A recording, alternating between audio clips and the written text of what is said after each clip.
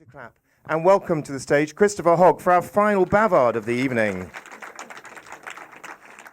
Right, hello, how's it going? I have been here before. In fact, my whole journey with telling stories kind of began here, and about maybe a year ago I started a memoir called 9 Holidays I Wish I'd Never Been On, and it did 43 episodes after that, and this is the Christmas special. So I'll be reading some of it, improvising some of it, other bits, but just the first thing I want to do is just would you mind just casting your minds back to 2002?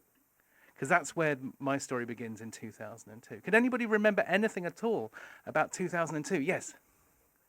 You got married in 2002. Do you remember what was on at the cinema at Christmas that year? What was the big movie?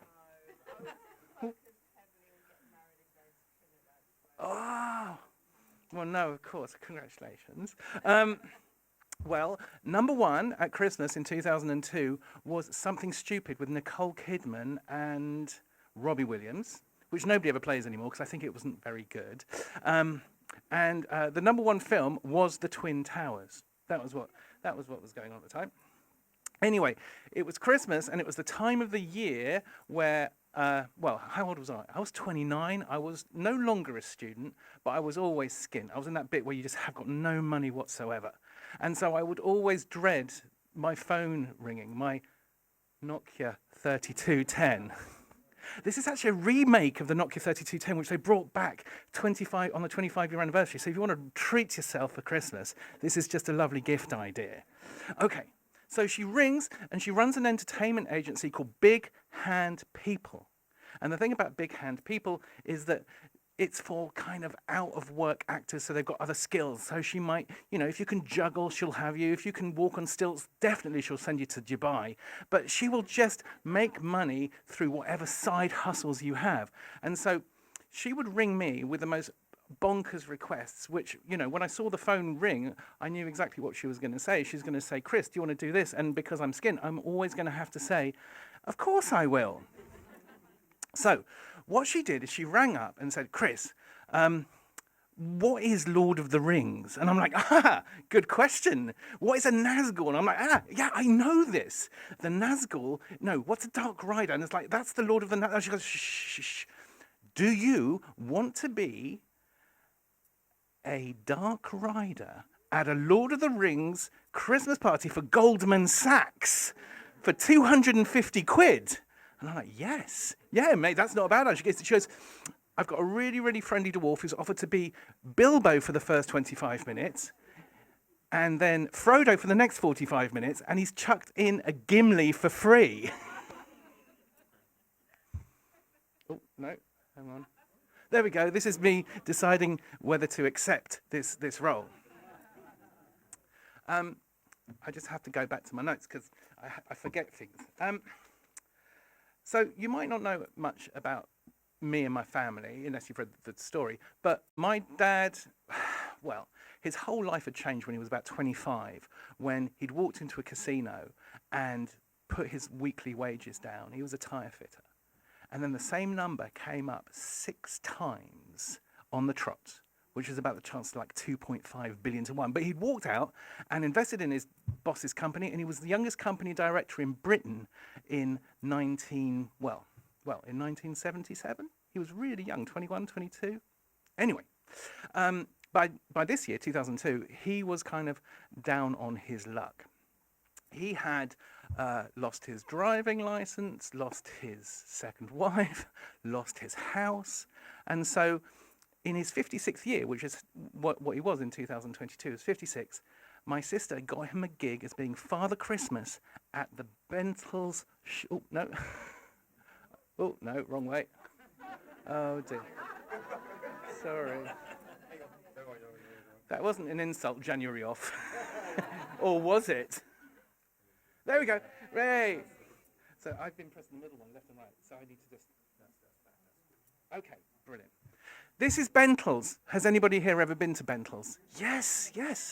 It's got... Tell me what happens. Do you know what happens when you walk through the front door of Bentalls? There's a little thing that happens as you go through. There's a little hot air blowy thing on your head, and it is one of the best things about London. Yeah. And it just reminds... It's like a nan just kind of rubbing the top of your head, going, "Oh, come into the warm, come to Bentalls." Anyway, Actually, my ex-partner used to tell me to stop going on about Bentalls because I see. But do you know what? She's not here, and guess what? I'm talking about Bentalls because she was like, just stop going on about Bentalls. But no, I don't have to. It's because it rhymes with mentals. That's the reason. I should say going on. Anyway, so she got him a job at the Bentalls shopping centre as Father Christmas. And because the Lord of the Rings gig had gone well for me, I'd walked around 45 minutes with a cloak and with like a claw hanging out like this. And it was loads of fun. But on the 22nd of December, was it the 23rd? No, it was the 23rd of December, she said, look, there's been a horrible accident. Your dad has fallen down the stairs of Bentalls, and consequently, would you like to be Father Christmas at Bentalls? And I'm just like, for God, no, I do not want to be Father Christmas at Bentalls. For a start, I'm 29. Secondly, I haven't got a big belly. And she's like, you do? And then it was like, she just like, her trump card was just simply this. Look, he's been sober for 6 weeks. I can't lose the gig at Bentalls. We need to keep him off the street. And so consequentially, I found myself once again looking at my Nokia 3210 going, yes, I'll take the job. So I met my sister the next day, and it was still dark. I had to get there at 7:30 in the morning. And she had this bag with her. And in the bag was, let's just see if I, oops, sorry. In the bag, right, was a red hat, was a kind of red costume with a brown belt and some little kind of reading glasses from Boots. And then she kind of gets out a beard, and immediately she just whips out some Febreze. And I'm like, what? Febreze is for bits of furniture that you can't put in the washing machine. Why? Why are you spraying the Febreze on that beard? To which the penny just dropped, and it's like, oh God, that's my dad's beard. I'm like, are you telling me that I've got to put on my dad's beard, which he's been wearing for 6 weeks, and he smokes Rothmans, and he's 56 years old, and look, Chris, you can't wash them. You can't wash them because they fall apart in the washing machine. Like, she knows. She's got experience of the Father Christmas industries. And she gives it to me, and I swear, it is the worst smell I have ever smelt in my entire life. And by which stage we are at the back doors of Bentalls. And the interesting thing about the back doors of Bentalls for the staff bit is that has also got a blowy bit when you walk in, which just shows the absolute class of Bentalls. As somebody, do you know what? Somebody emailed me yesterday saying that Bentalls is called Phoenix now. And I was like, no, how dare they ruin my Christmas story. Anyway, so she kind of leaves me at the door, and I'm just in a shopping centre, well, a department store that's got no staff in. Not one single solitary member of staff. And you're like, wow, surely if there's like no tills are open, if there are no tills are open, how on earth could it possibly be stealing if something should just like fall into your pocket? So I took a little pair of cufflinks. I didn't even have a shirt that had needed cufflinks, but I kind of figured it would what my nan would have got me if she'd still been around. Maybe if I'd have asked her. Anyway, I kind of figured I was making Father Christmas my own. You know, my Father Christmas wasn't consumerist. My Father Christmas was a kleptomaniac. My Father Christmas was a middle-class looter. That's what he was. I was getting into character. Anyway, I speak to the security guard, and he says to me, I say, like, where's my grotto? Obviously going into the role, where is my grotto? And he said the grotto is out of action because there's electricity problems. So they had created a throne by the escalators. I don't know if I've got any more pictures. Oh, no, I've done it again. Oh, that's me imagining what the money would be like, my Father Christmas bunny. There we go. Oh, that's me imagining...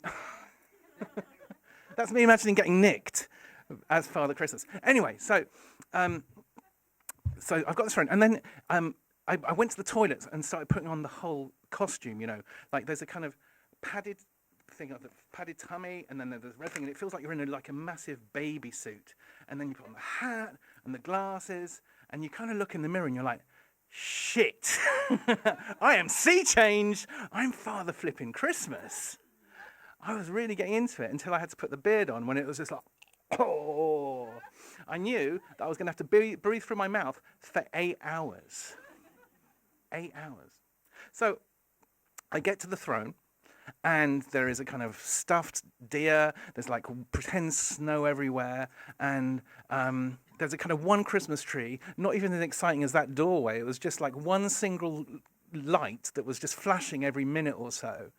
And I kind of look up and I can see all the floors of Bentalls. And I kind of look down, and then suddenly there are 2 elves either side. There's like Elf 1, Sarah, and Elf 2, Lorna. Now, Elf 1, Sarah, she's got an audition for Grease. And Elf 2, Lorna, does not have an audition for Grease. And hence, they fucking hate each other. They are mad. They are really just like... And also, I suddenly realised, because I've been there for like 15 minutes, that Winter Wonderland had obviously been playing for 6 weeks solidly, and they kind of had every single right to want to murder each other. And maybe even my dad had thrown himself down the escalators or probably thrown himself up the escalators because we were right at the bottom. Anyway. We kind of get into our roles. And then suddenly, just like, like in those movies where like a submarine is doomed and a door opens and suddenly everybody floods through, well, suddenly the doors of Bentalls open and there are just so many people, so many children. And they come and they kind of beeline straight for the throne.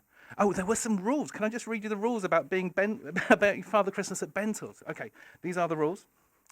Father Christmas is always an ambassador for Bentalls.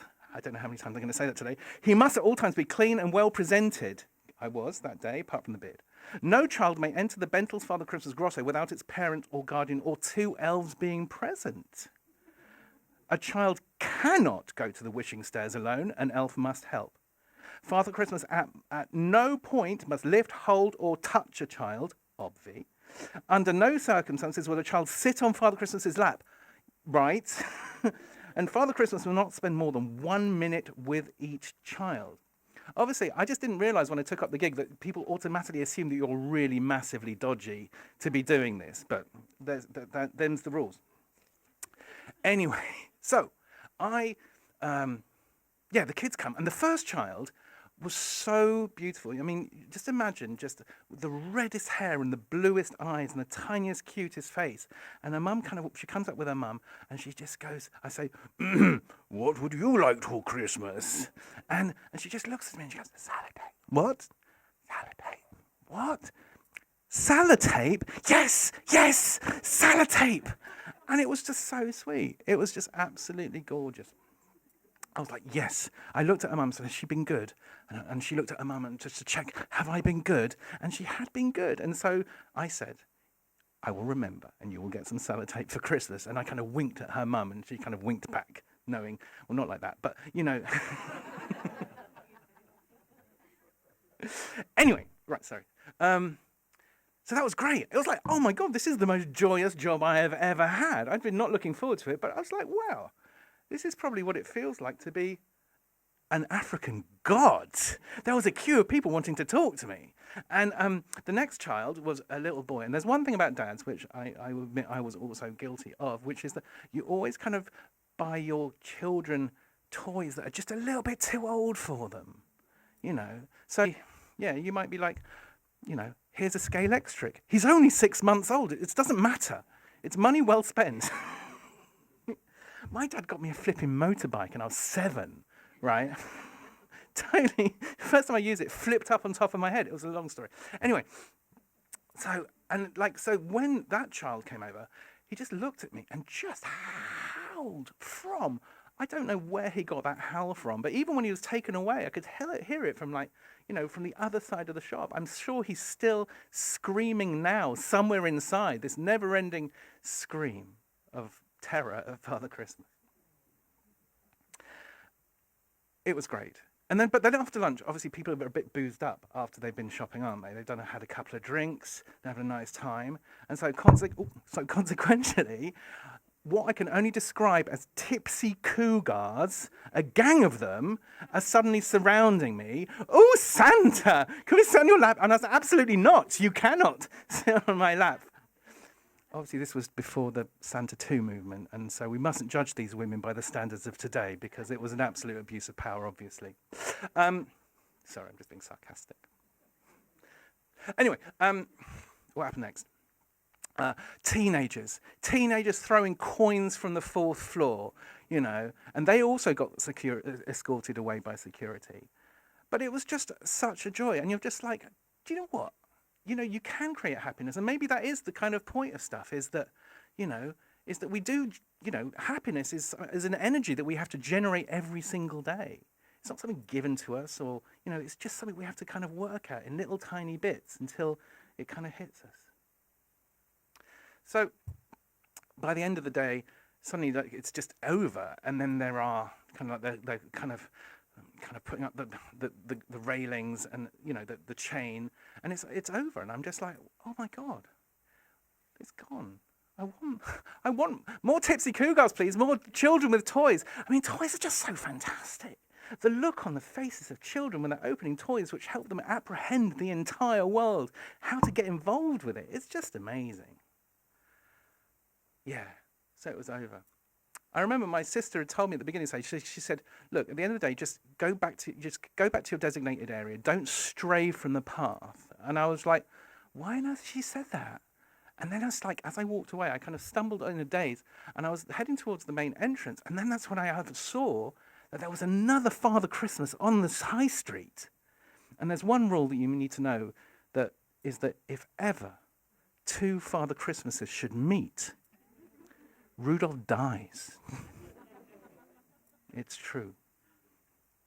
So, fast forward to this year, and 22 years later, my dad's not around anymore, but this separated dad, on Christmas Day, said yes to his sister once again.